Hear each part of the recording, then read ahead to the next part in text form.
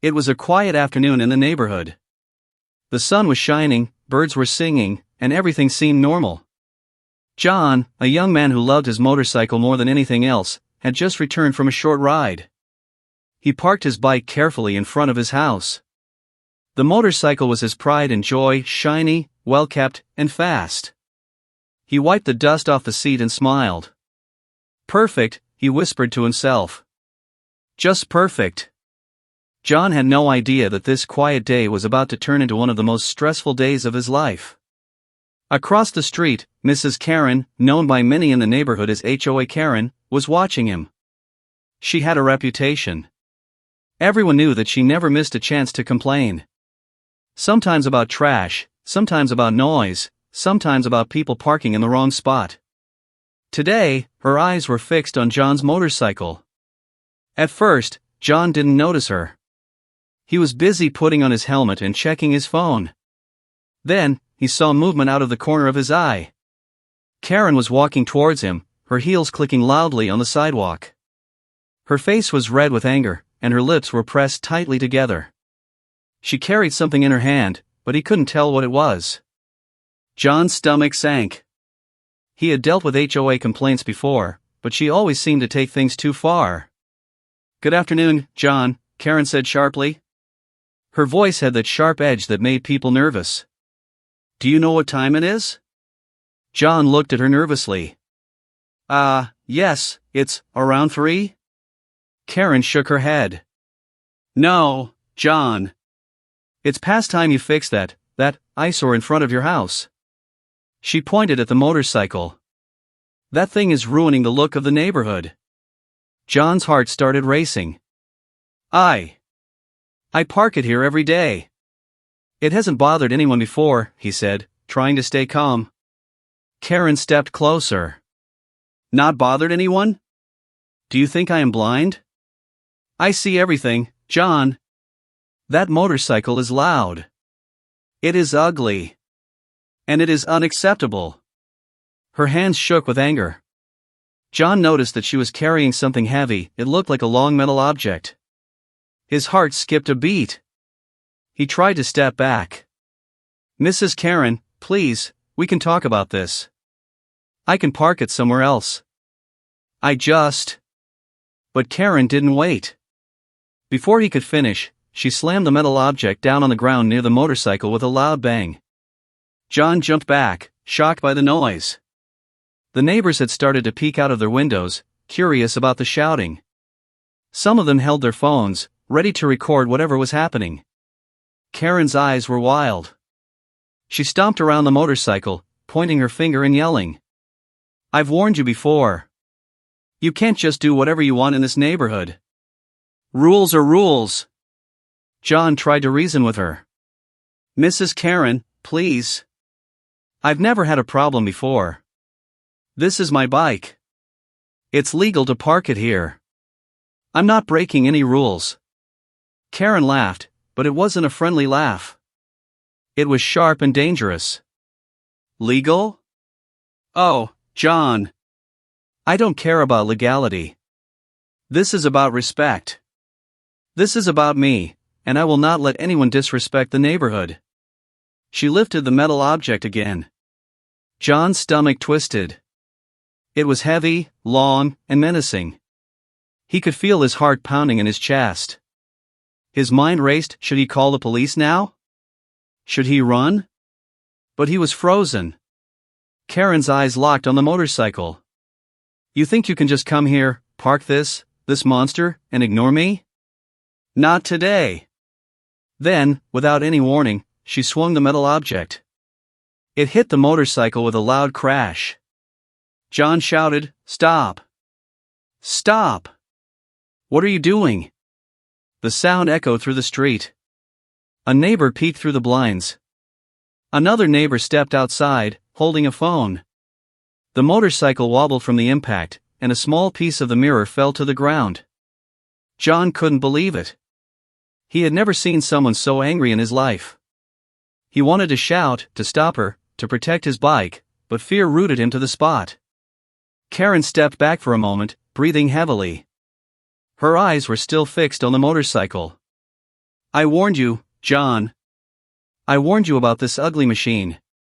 John's mind raced. I should call the police now, he thought. But he also worried, what if she attacked him next? Or what if she broke the entire motorcycle before the police arrived? For a few seconds, there was silence. Just the sound of the wind and the faint chirping of birds. But John knew this silence was dangerous. It was the calm before the storm. Karen's hands tightened around the metal object. Her eyes burned with anger. She looked like she was ready to do something even worse. And at that moment, John realized one thing clearly: this was no ordinary neighbor complaint. This was going to turn into a battle. And he had no idea how it would end. The metallic clang of the object hitting the motorcycle had barely faded when John realized Karen wasn't finished. Her face was a storm, eyes flashing, lips tight, and fists trembling. She was no longer just an angry neighbor. She was a force of nature, focused entirely on his motorcycle. John backed up instinctively, feeling the asphalt under his shoes, his heart thundering. He had faced difficult neighbors before, but nothing like this. Something about Karen now was different, colder, sharper, almost unstoppable. "John," she yelled, her voice slicing through the quiet street. "I told you. That bike has no right to be here. I warned you once, and you ignored me." John swallowed hard. He wanted to explain himself, but the words caught in his throat. Fear had a strange way of freezing him. His bike, the one thing he loved most, sat there battered already, and he couldn't imagine what she would do next. Karen's hands tightened around the metal object again. It was heavy, like a hammer from some nightmare. She swung it once, then paused, staring at John with an almost victorious gleam. "Do you understand me, John?" she hissed. Yes, I understand." John stammered. "Please, just stop." But Karen was unstoppable. She swung the object again, and this time, it connected with the motorcycle's gas tank with a horrifying crunch. The sound was loud enough that windows in neighboring houses rattled. A small crowd started gathering at a distance, phones raised, recording every second. John's chest tightened. What is happening, he thought. This is insane. How can one person be so angry about a motorcycle? Karen, however, wasn't thinking about sanity. She was thinking about control, power, and domination. She took a step closer, her eyes wild. "You think you can just ignore me, John? You think I won't do something about this?" John tried a different approach. "Mrs. Karen, I can park it somewhere else. I'll even move it today. Please, just stop before it's worse." Her laugh was short, harsh, and hollow. "Move it? Move it? I don't think you understand. This is about respect. About order. And you? You think a few words can fix the chaos you bring to the street?" Her hands shook with anger. She raised the metal object over her shoulder like she was preparing to deliver a final strike. John froze. Time seemed to stretch. He saw every detail, the sunlight reflecting off her angry eyes, the trembling of her fingers, the taut muscles in her arms. He knew one wrong move could destroy the motorcycle completely. Suddenly, a voice shouted from across the street. "Hey! Stop that right now!" Karen turned her head briefly, her glare cutting into the neighbor who had spoken. "Mind your own business," she barked. John saw an opportunity and seized it. "Please! Someone call the police," he shouted, hoping that help would arrive before it was too late. Karen's eyes narrowed, her lips curling in frustration. "Police?" she spat. "You think they will help you? No one controls me. No one tells me what to do." The crowd of neighbors grew, forming a loose circle around her. Some whispered to each other, amazed at her courage or madness. Some filmed, wide-eyed, shaking their heads. But Karen didn't care. She only cared about the motorcycle, and her need to assert authority over it. John's thoughts raced. This is going too far. If she hits it again, if she destroys it completely, what will happen next? He wanted to act, to stop her himself, but he knew that if he got close, she might lash out at him too. Then, without warning, she swung the object at the motorcycle's front wheel. The metal collided with a loud screeching sound. Sparks flew from the handlebar. The bike wobbled and leaned dangerously, nearly falling to the ground. John jumped forward, barely catching it. His hands shook. Karen stepped back, breathing heavily, satisfied with the damage. But her eyes told another story. She was not done yet. She looked around, seeing the neighbors, seeing John's fear, and her anger only grew.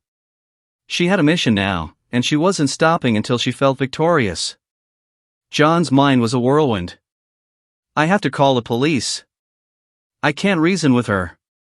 But before he could reach for his phone, Karen suddenly shouted, I warned you. I told you this would happen. At that moment, John realized something chilling. This wasn't just about the motorcycle.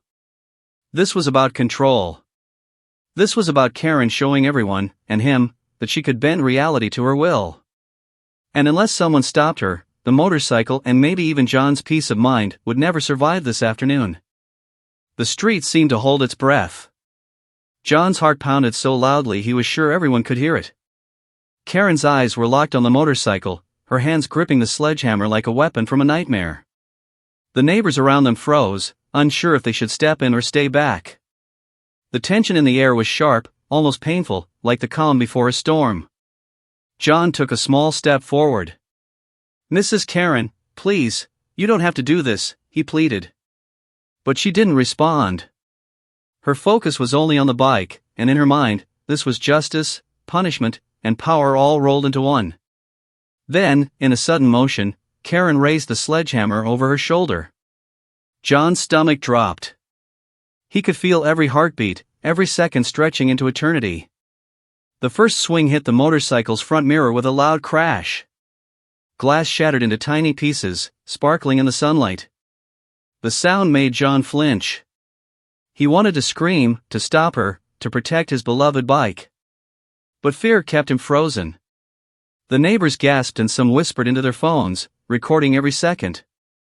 The noise of shattering glass and metal banging echoed down the quiet street, mixing with the distant chirping of birds.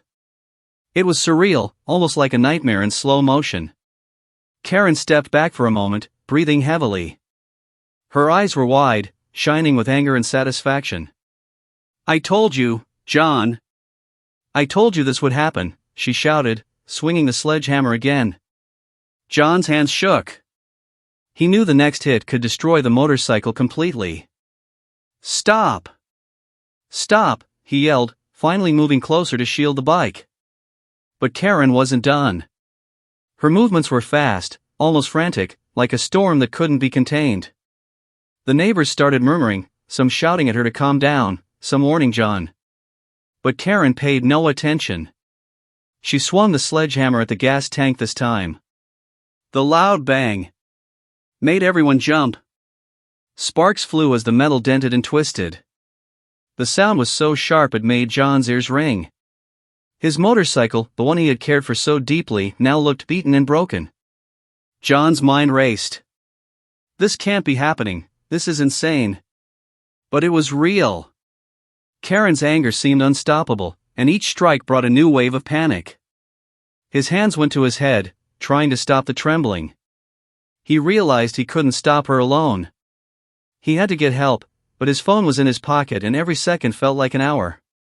Karen paused for a brief moment, surveying the destruction she had caused. Her chest heaved, sweat on her forehead, but there was no remorse. Only satisfaction.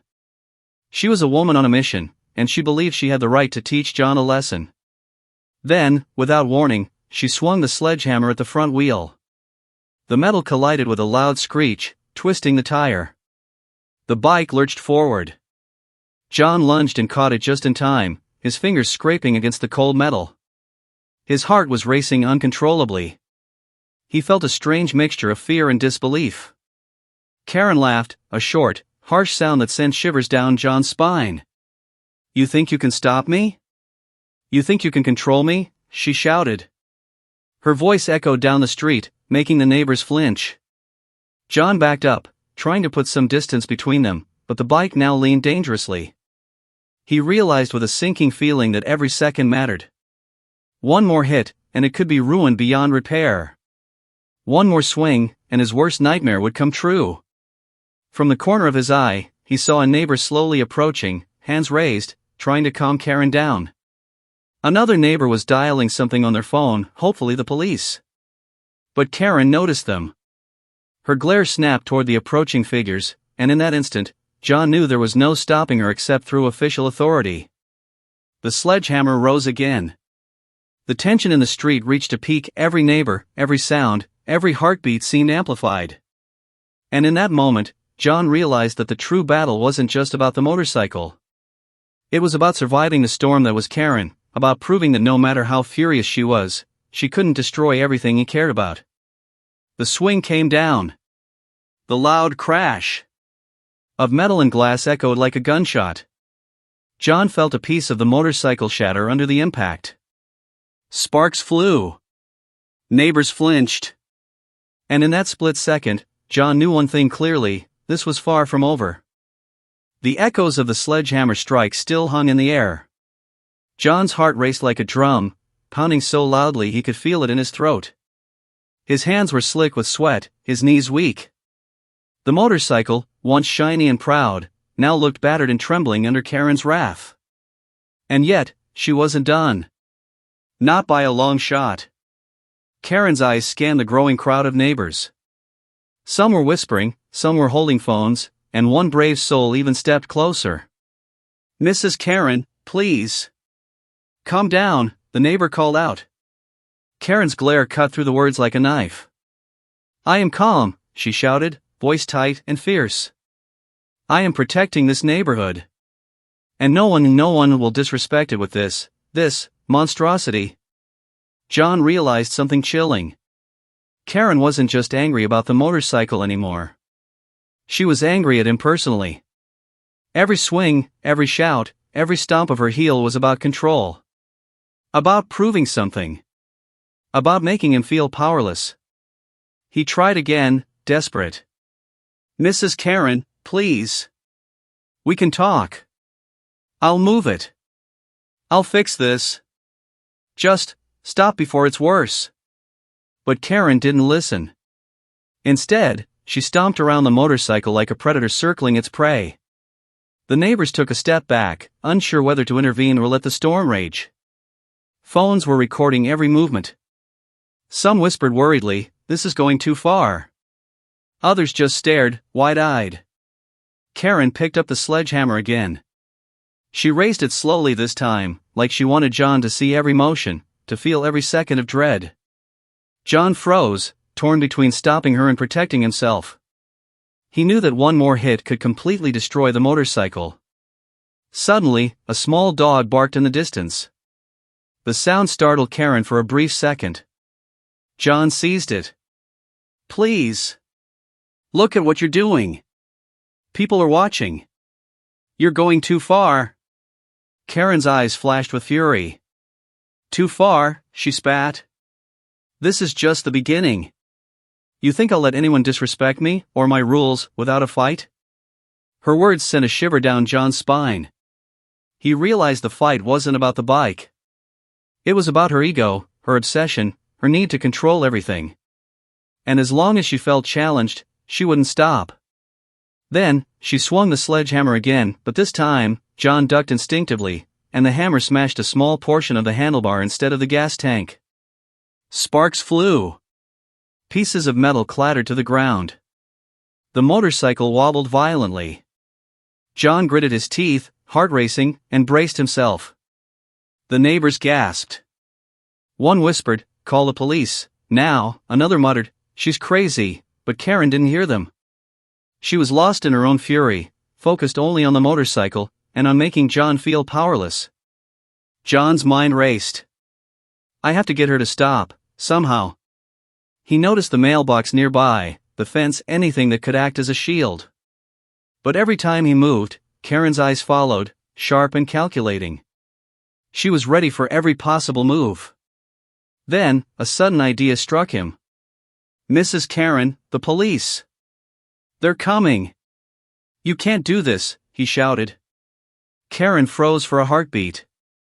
The street was silent except for the faint whirring of a phone camera. And then, she laughed. A short, cruel laugh that sent chills down John's spine. "The police?" she sneered. "They won't stop me. No one stops me." John realized he couldn't reason with her. Rational words had failed. Pleading had failed. All he could do now was survive. Every second felt stretched into an eternity. Every swing of that sledgehammer was a countdown. He knew that if help didn't arrive soon, the motorcycle and his patience, and perhaps even his safety, would be gone. Suddenly, a voice rang from across the street. "Hey! Someone call the cops. Now!" Karen's head snapped toward the voice, and for a moment, she looked uncertain. But her anger returned like wildfire. She raised the sledgehammer again, ready to strike. John's stomach dropped. He realized with a sinking feeling, this wasn't just a fight for a bike anymore. This was a battle for survival.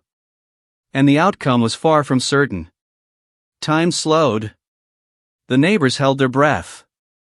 John gritted his teeth. And in that moment, everyone knew, the next few seconds would decide everything. The street was tense, every neighbor frozen in their place. John's heart was pounding so hard he could feel it in his throat. Karen stood over the motorcycle, chest heaving, eyes wild, sledgehammer raised high like a weapon of war. John knew this could get worse at a single second. Then, in the distance, the faint sound of a siren sliced through the tension. John's stomach flipped. The police, finally. He whispered a small prayer that help would arrive before the motorcycle was destroyed completely. Karen, however, did not seem concerned at first. She turned her glare toward the approaching police car. "Oh, so now you call the authorities?" she shouted, voice trembling with fury. "You think they will stop me?" The car stopped abruptly, tires squealing on the asphalt.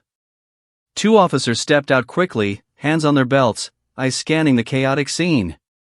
"Ma'am, sir." "Step back," one of them shouted. Their voices were firm, authoritative, cutting through the tension like a knife.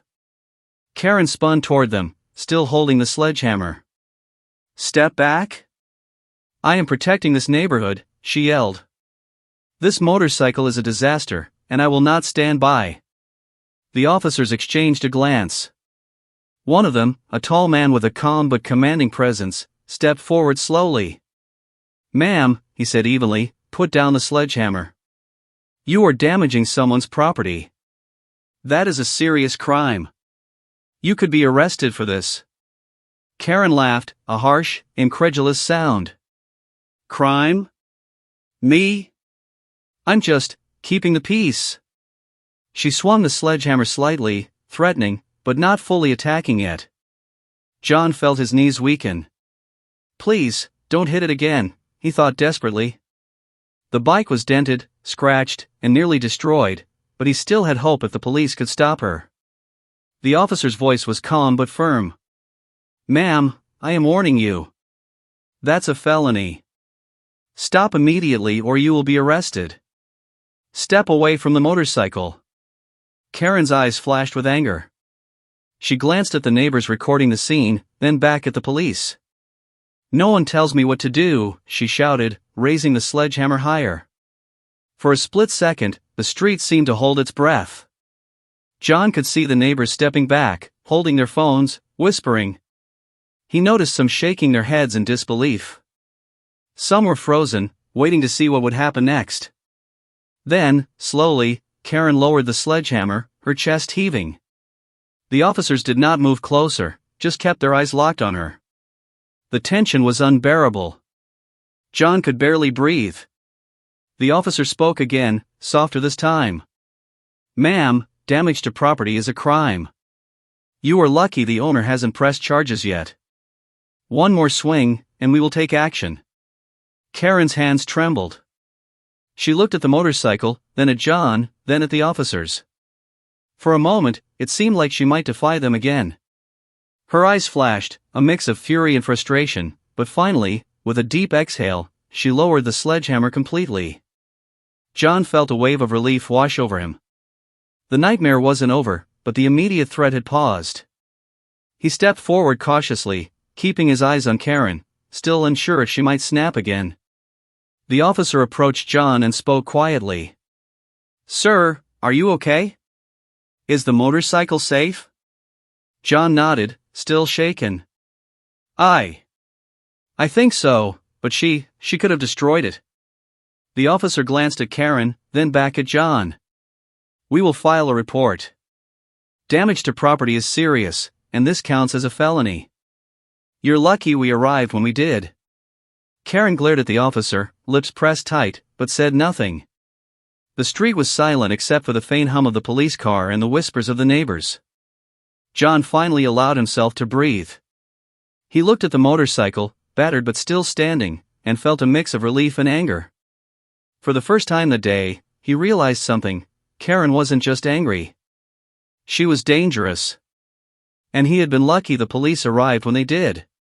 But even with the authorities present, he couldn't shake the feeling that the battle wasn't over. The street was quiet now, but the tension hadn't left. John's chest still heaved, and his hands shook as he looked at the battered motorcycle. Karen stood a few feet away, arms crossed, tapping the sledgehammer against her leg like a drum. She wasn't defeated, far from it. She was calculating, waiting for the perfect moment to twist the situation in her favor.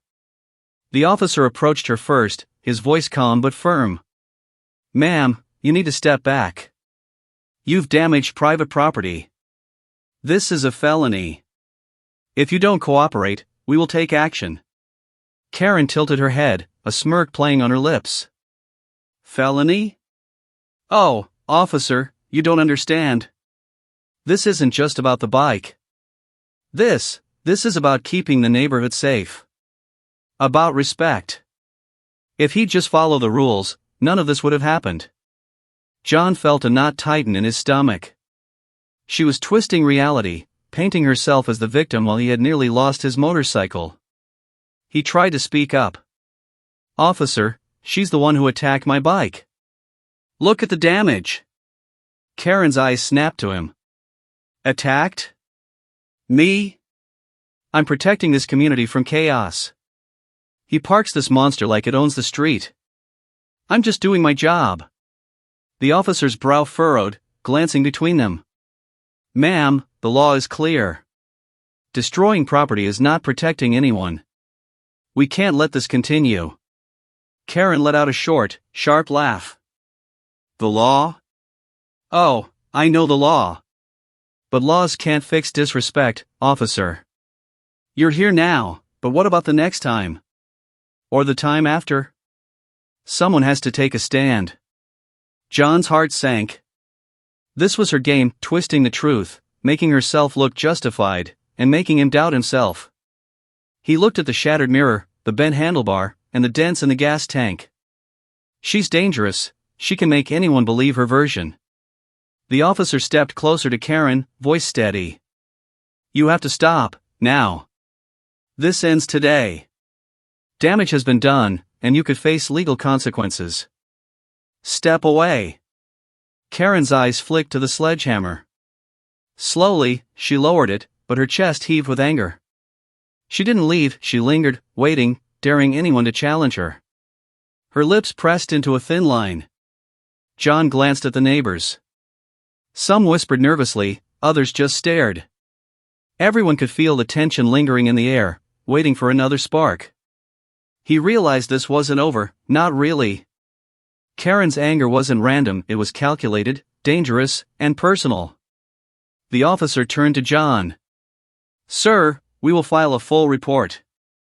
They can't destroy your property, and you have the right to press charges. Do you want to proceed?" John nodded, still shaking. Yes, I do. She can't just get away with this." Karen's face hardened. "Press charges? You'll regret this. People like me, we don't back down." The officer stepped between them, keeping calm. "Ma'am, I'm giving you one last warning. Leave the property alone. This ends now, or you'll face the consequences." Karen's eyes narrowed. She looked at the motorcycle, then at John, then at the officer. She let out a long breath, almost a growl, and finally lowered her arms fully. But the smirk never left her face.